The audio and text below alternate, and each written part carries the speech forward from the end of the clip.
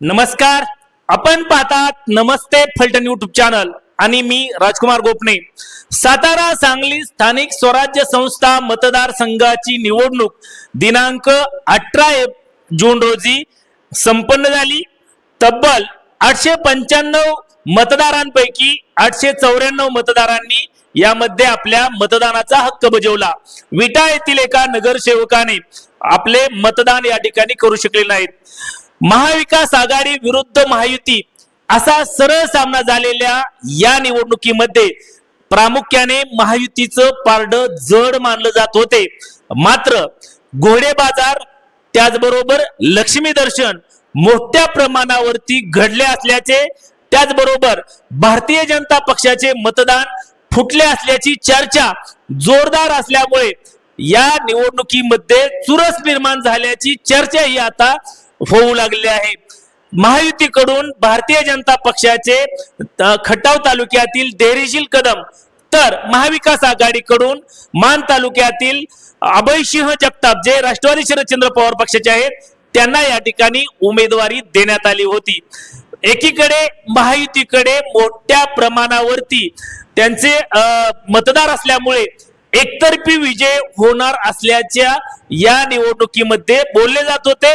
मात्र शेवटच्या टप्प्यामध्ये या ठिकाणी लक्ष्मी दर्शन मोठ्या प्रमाणावरती झाल्याची चर्चा आहे। घोडे बाजार झालेला आहे आणि याचमुळे एकतर्फी वाटत महायुतीच्या बाजूने निकाल लागेल अशी चर्चा संपूर्ण जिल्ह्यात असतानाच शेवटच्या टप्प्यामध्ये या निवडणुकीमध्ये चुरस निर्माण झाल्याचं बोललं जात आहे। 2016 साली झालेल्या निवडणुकीमध्ये काँग्रेसचे मताधिक्य कमी असतानाही त्यांनी राष्ट्रवादी काँग्रेसचे शेखर गोरे यांना पराभव करून मोहनराव कदम हे विजय झाले होते। त्याचीच पुनरावृत्ती पुन्हा होणार का?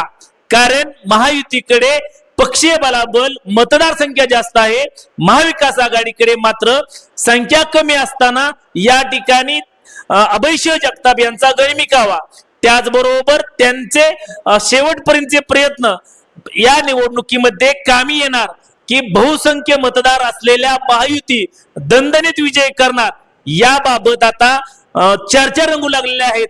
एकंदरीतच सातारा सांगली स्थानिक स्वराज्य संस्था मतदारसंघाची निवडणूक एकतर्फी असल्याचे स्पष्टपणे संकेत मिळत असतानाच आणि शेवटच्या टप्प्यामध्ये नाराज असलेली शिवसेना, राष्ट्रवादी यांनाही या ठिकाणी मुख्यमंत्री देवेंद्र फडणवीस, उपमुख्यमंत्री एकनाथ शिंदे, उपमुख्यमंत्री सुनेत्राताई पवार यांनी बैठकांच्या माध्यमातून एकत्र आणले असताना आता मोठा विजय होणार की अभयसिंह जगताप या ठिकाणी आपल्या गनिमी काव्याने बाजी मारणार, याबाबतची उत्कंठा आता सिगेला पोहोचली आहे।